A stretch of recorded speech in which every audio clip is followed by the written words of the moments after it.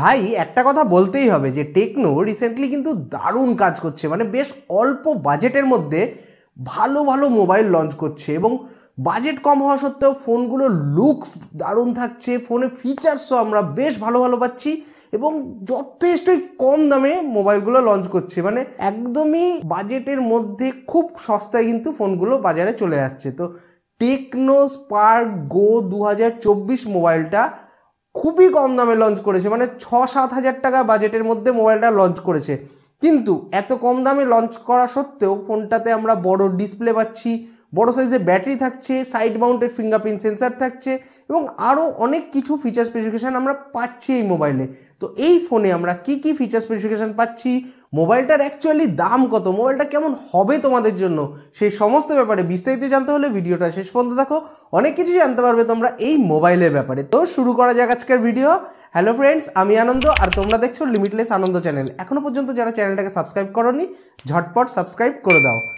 আর এবার আমরা চলে আসি সোজা মোবাইলের দিকে। মোবাইলটা দেখতে কিন্তু বাজেট বিবেচনায় খুবই সুন্দর করেছে, মানে এত অল্প দামে ফোনটা লঞ্চ হওয়া সত্ত্বেও দেখে একদমই মনে হচ্ছে না যে এত কম দামের এটা মোবাইল। একটা মোটামুটি মিড রেঞ্জের একটা মোবাইল মনে হচ্ছে। লুকস ওয়াইজ কিন্তু এই ফোনটা যথেষ্টই সুন্দর করা হয়েছে।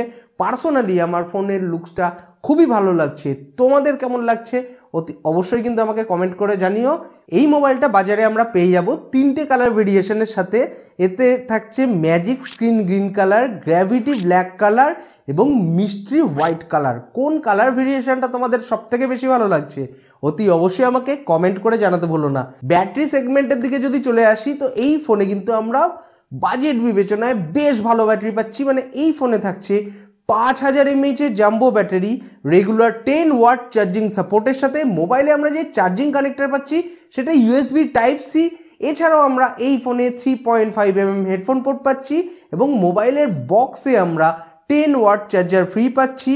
বাজেট বিবেচনায় দেখতে গেলে 10 ওয়াট চার্জার কনসিডার করাই যেতে পারে, কারণ 6-7 হাজার টাকার বাজেটে লঞ্চ হওয়া এই মোবাইলটা, সেই মোবাইলে আমরা 10 ওয়াট চার্জারের থেকে বেশি আশা করতে পারি না। কিন্তু 5000 mAh ব্যাটারি থাকছে, সবথেকে বড় কথা আমাদের প্রিয় 3.5mm হেডফোন পোর্ট থাকছে এবং এই ফোনের সাউন্ড কোয়ালিটিও কিন্তু আমরা যথেষ্টই ভালো পাচ্ছি। মানে এই ফোনে আমরা DTS এর সাপোর্ট পেয়ে যাচ্ছি, সাউন্ড কোয়ালিটিটাও কিন্তু মোটামুটি ঠিকঠাকই থাকছে বাজেট বিবেচনায় যদি দেখা যায়। চলে আসি ডিসপ্লের দিকে। এত কম দামে ফোনটা লঞ্চ হওয়া সত্ত্বেও এই ফোনে আমরা 90 হার্জের স্ক্রিন রিফ্রেশ রেটার ডিসপ্লে পাচ্ছি এবং ডিসপ্লে সাইজটাও কিন্তু যথেষ্টই বড় থাকছে। মানে এতে আমরা 6.56 ইঞ্চি HD+ IPS পাঞ্চহোল ডিসপ্লে পাচ্ছি। এত অল্প দামে ফোনটা লঞ্চ হয়েছে, তবু বলতেই হবে যে ওয়াটার ড্রপ নাচ না দিয়ে পাঞ্চহোল দিয়েছে, এটা কিন্তু আমার সত্যি খুবই ভালো লাগলো। এবং ডিসপ্লে সাইজটা বড় এবং ফোনটা যে দামে লঞ্চ করেছে সেই দামে HD+ ডিসপ্লে কনসিডার করাই যেতে পারে। আর আমি তো প্রথমেই বললাম যে 90 হার্জের স্ক্রিন রিফ্রেশ রেট থাকছে, টাচ স্যাম্পলিং রেট থাকছে 180 হার্জ এবং এতে আমরা 480 নিট পিক ব্রাইটনেস পাচ্ছি। মানে এক কথায় বলতে গেলে বাজেট বিবেচনায় কিন্তু এই ফোনে আমরা ডিসপ্লেটা একটু বেশি ভালো পাচ্ছি, এটাই বলা যেতে পারে। যারা গেম খেলো বা মাল্টিটাস্কিং করো তাদের কিন্তু বেশ ভালো লাগবে। স্ক্রিন রিফ্রেশ রেটটা বেশি থাকার জন্য ইউজার এক্সপিরিয়েন্সও কিন্তু তোমাদের যথেষ্টই ভালো হবে, ব্যবহার করতে কিন্তু বেশ একটা স্মুথ ফিলিং আসবে এই ফোনের। এবার আমরা সোজা চলে আসি এই ফোনের ওজনের দিকে। মোবাইলটার ওজন হচ্ছে 186 গ্রাম এবং এর থিকনেস হচ্ছে 8.55 মিলিমিটার। এই ফোনে আমরা পেয়ে যাচ্ছি Android 13 operating system, iOS 13 user ইন্টারফেসের সাথে। এবার আমরা সোজা চলে আসি এই ফোনের সিকিউরিটির দিকে। সিকিউরিটির দিক থেকে দেখতে গেলে এই ফোনে আমরা পেয়ে যাচ্ছি সাইড মাউন্টেড ফিঙ্গারপ্রিন্ট সেন্সার এবং ফেস আনলকের ফেসিলিটি। কম দামে ফোনটা লঞ্চ হওয়া সত্ত্বেও আমরা যে এতে সাইড মাউন্টেড ফিঙ্গারপ্রিন্ট সেন্সার পাচ্ছি, এটা আমার কিন্তু আরও বেশি ভালো লাগলো, কারণ এই বাজেটে বেশিরভাগ কোম্পানি আমাদের সেরকম কোনো ফিঙ্গারপ্রিন্ট সেন্সার প্রোভাইড করে না, আর যদি প্রোভাইডও করে তাহলে সেটা রেয়ার মাউন্টেড থাকে, সাইড মাউন্টেড থাকে না। তো এইটা কিন্তু আমার পার্সোনালি যথেষ্টই ভালো লাগলো।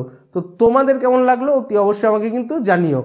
চলে আসি সোজা ফোনের ক্যামেরার দিকে, জেনে নিই এই মোবাইলে আমরা ক্যামেরা কী পাচ্ছি।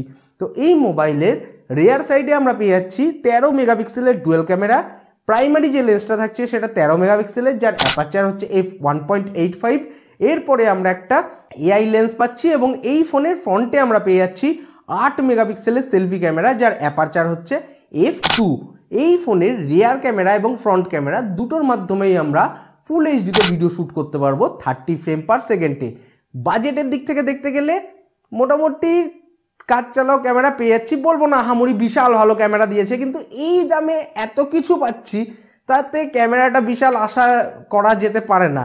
ডে লাইটে তোমাদের ফটোগ্রাফি বা ভিডিওগ্রাফি করতে সেরকম কোনোই অসুবিধা হবে না, এবং একটু কম আলোতে তখন একটু সমস্যা হতে পারে। ফোনটা যে বাজেটে লঞ্চ করেছে সেই বাজেটের মধ্যে কেউ ফটোগ্রাফি সেন্ট্রিক মোবাইল খোঁজে না বা পাওয়াও যায় না এই বাজেটে। তো এখানে এর ক্যামেরার কোয়ালিটি নিয়ে আলোচনা করো সেরকম একটা লাভ নেই। তো দেখো এখানে বাজেট বিবেচনায় ক্যামেরা মোটামুটি ঠিকঠাকই আছে এটা বলা যেতে পারে, কিন্তু হ্যাঁ তোমরা যে বিশাল হাইফাই ক্যামেরার আউটপুট পাবে একদমই আমি বলবো না, কিন্তু দামের তুলনায় দেখতে গেলে আমরা বেশ ভালো ক্যামেরাই পাচ্ছি এটাই বলা যেতে পারে। এবার সোজা চলে আসি এই ফোনের কানেক্টিভিটির দিকে। কানেক্টিভিটির দিক থেকে দেখতে গেলে এই মোবাইলে আমরা পেয়ে যাচ্ছি ওয়াইফাই 5 ডুয়েল ব্যান্ড, ব্লুটুথ 5 এবং ডুয়েল 4G ভোল্টি। এবার আমরা জেনে নিই এই মোবাইলের পারফরমেন্স কেমন, মানে এতে আমরা প্রসেসর কি পাচ্ছি। তো এই ফোনে আমরা পেয়ে যাচ্ছি ইউনিসক T606 প্রসেসর। এটা একটা 12nm অক্টোকোর প্রসেসর যার ম্যাক্সিমাম ক্লক স্পিড হচ্ছে 1.6 GHz এবং এতে আমরা মালি G57 GPU পাচ্ছি। তো এই ফোনের পারফরমেন্সের কথা বলতে গেলে তোমরা মোটামুটি অনলাইন ক্লাস করতে চাও বা একটা ফোন সেকেন্ডারি ফোন কিনছো যেটা তোমরা এমনি ফোনের মতো ব্যবহার করতে চাও বা মোটামুটি হালকা ফুলকা সমস্ত রকম কাজ করতে চাও বা ছোটোখাটো গেম খেলতে চাও, তাহলে কোনো রকমই কোনো সমস্যা হবে না।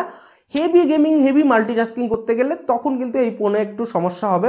অবশ্য ফোনটা যে বাজেটের মধ্যে লঞ্চ করেছে সেই বাজেটে কিন্তু কেউ ক্যামেরা সেন্ট্রিক বা গেমিং সেন্ট্রিক মোবাইল খোঁজে না, সবাই একটা বাজেট ফোন, সুন্দর একটা ফোন, দেখতে সুন্দর, ব্যাটারি ব্যাকআপ মোটামুটি ঠিকঠাক থাকবে, ডিসপ্লে বড় হবে, অনলাইন ক্লাস করা যাবে বা ইউটিউবে ভিডিও দেখা, ফেসবুক ঘাটা, রিলস দেখা, এই সব কাজের জন্য যদি একটা ফোন খুঁজছো কম দামের মধ্যে তাহলে তোমরা এই ফোনটা চাইলে দেখতে পারো। এই মোবাইলটা আপাতত দুটো স্টোরেজ এবং র্যামের ভেরিয়েন্টের সাথে লঞ্চ করেছে। এতে আমরা পাচ্ছি 3GB RAM 64GB internal storage এবং 4GB RAM 64GB internal storage. এই ফোনে যে র্যামের টেকনোলজিটা ইউজ করা হয়েছে সেটা LPDDR4X এবং এতে আমরা eMMC 5.1 স্টোরেজ টাইপ পেয়ে যাচ্ছি। এছাড়াও আমরা এই মোবাইলে ডেডিকেটেড সিম কার্ড স্লট পাচ্ছি, মানে একসঙ্গে দুটো সিম আর একটা মেমোরি কার্ড ইজিলি সেট করা যাবে এই ফোনে। এবার আমরা সোজা চলে আসি ফোনের দামের দিকে, জেনে নিই মোবাইলটার দাম কত। তো এই ফোনের 3GB RAM 64GB internal storage ভেরিয়েন্টের ভারতের বাজারে অফিসিয়াল বাজার মূল্য হচ্ছে মাত্র 6,699 ভারতীয় টাকার মতো, যেটা বাংলাদেশি টাকায় কনভার্ট করলে ওই ফোনটার দাম এসে দাঁড়াচ্ছে 7,500 বাংলাদেশি টাকার কাছাকাছি। এবং এই ফোনের 4GB RAM 64GB internal storage ভেরিয়েন্টের ভারতের বাজারে অফিসিয়াল বাজার মূল্য হচ্ছে মাত্র 6,999 ভারতীয় টাকার মতো, যেটা বাংলাদেশি টাকায় কনভার্ট করলে মোটামুটি মোবাইলটার দাম এসে দাঁড়াচ্ছে ওই 8,000 বাংলাদেশি টাকার কাছাকাছি। আমি জাস্ট একটা জিনিসই বলতে পারি, তোমরা যদি এই ফোনটা নেবে ভাবো তাহলে অন্তত হায়ার ভেরিয়েন্ট যেটা আছে মানে 4GB RAM 64GB internal storage এই ভেরিয়েন্টের দিকে যাওয়া উচিত। এর থেকে লোয়ার ভেরিয়েন্টে কিন্তু তোমরা পারফরমেন্স বা অল ওভার ইউজার এক্সপিরিয়েন্সটা অতটা বেশি ভালো পাবে না। আর দামের দিক থেকে দেখতে গেলেও বেনিফিশিয়াল কিন্তু এখানে তোমাদের কোনটা হচ্ছে 4GB র্যাম 64GB ইন্টারনাল স্টোরেজের ভেরিয়েন্টটা, কারণ মাত্র 300-400 টাকা মতো এক্সট্রা খরচা করলে কিন্তু তোমরা ওই মোবাইলটা পেয়ে যাচ্ছ। তোমাদের মোবাইলটা কেমন লাগলো অতি অবশ্যই আমাকে কমেন্ট করে জানাতে ভুলো না। ভিডিওটা ভালো লেগে থাকলে ভিডিওটাকে লাইক করো, নিজের বন্ধুদের সঙ্গে শেয়ার করো। পরবর্তী ভিডিওতে আবার দেখা হবে। বাই, সবাই ভালো থাকবে, সুস্থ থাকবে।